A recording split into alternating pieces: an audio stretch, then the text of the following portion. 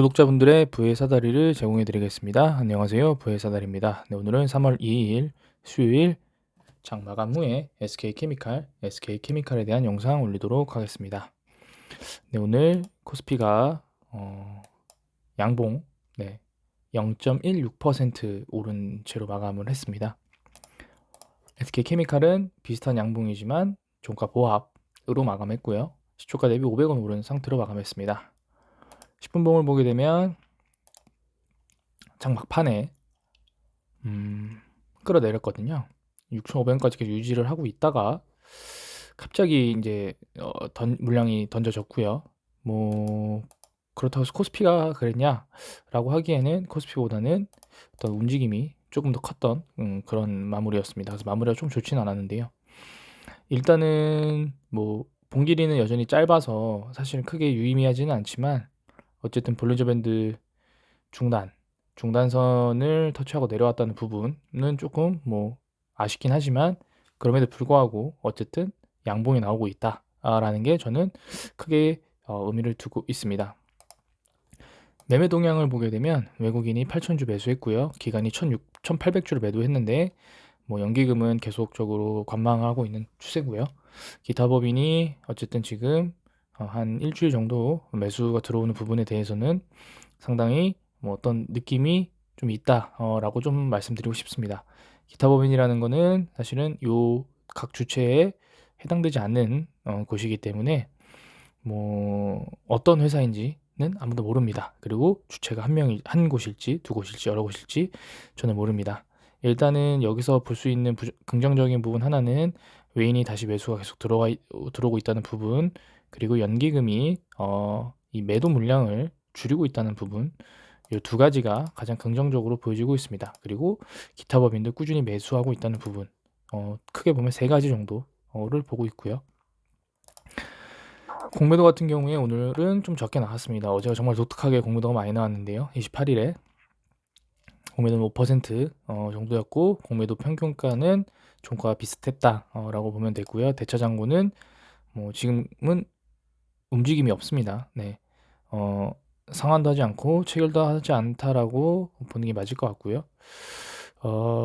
프로그램 매매 보겠습니다. 지금 보게 되면은 외국인이 10억 매수했는데요. 프로그램으로 SK케미칼 한번 보면 6억. 네, 그러면 4억 정도가 프로그램이 아닌 외국인이 들어왔다라고 보면은 될 것 같고요. 그러면 좀 괜찮은 내용이었다. 라고 생각하면 될 것 같습니다. 뭐 일단 SK케미칼이 석유화학주는 아니지만 어쨌든 석유화학 쪽으로 분류되어 있기 때문에 롯데케미칼 내용들이 많이 나옵니다. 사실 지금 시황이 친환경 쪽이 좀 많이 오르고 있습니다. 풍력, 원전, 그리고 태양광. 마지막 피날레를 장식할 섹터는 플라스틱, 친환경 플라스틱이라고 생각을 합니다.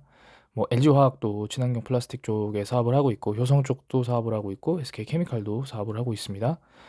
그렇기 때문에, 그리고 수소 쪽도 섹터가 있는데 SK 멀티 유틸리티가 수소 쪽 사업을 하죠. 네, 그 부분이 아직 명확하게 나오진 않았지만 그 부분도 결국에는 영향을 받지 않을까라는 생각이 듭니다.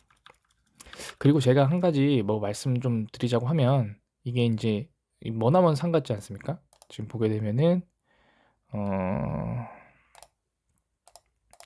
가장 고점 대비 지금 한 얼마죠? 한 거의 60% 정도 적용이 되는 것 같은데요. 네, 고점 대비 60% 빠졌습니다. 이게 좀 힘들어 보이잖아요. 근데 제가 예전에 관심 종목이었던 종목이 있는데 이 종목이 11,000원까지 갔다가 4,000원까지 떨어졌는데요. 지금 다시 6,000원까지 올라왔습니다. 반토막까지 올라온 거죠. 지금 보면은 마이너스 45%까지 올라왔고요. 네, 풍력이거든요. 네, 풍력 기업이고 뭐 매출이나 영업이익은 SK케미칼이 비교할 바가 안 됩니다. 뭐 물론 그렇다고 해서 시가총액도 당연히 비교가 안 되지만 어쨌든 그 테마가 살아있고 기업의 매출이나 영업이익이 증가할 것으로 기대된다면 요 퍼센트는 금방 올라갑니다. 위메이드가 10배 올랐잖아요. 뭐 SK케미칼이라고 10배 오르지 말라는 법은 없기 때문에 그렇게 생각을 하시고 좀 매매를 하시는 게 어떨까라는 생각이 듭니다.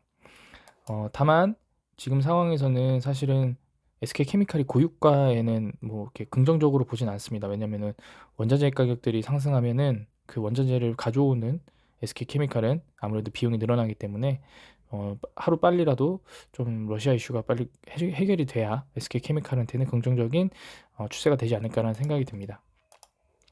가격적인 측면에서는 일단은 금주내에서는 만약에 14만 원을 돌파한다라고 하면 상승 추세로 무조건 가는 거고요. 그게 아니고 지금 보게 되시면은 이렇게 이평선들이 모일 때 한번 시세가 옵니다. 그렇기 때문에 이평선들이 모이고 있잖아요.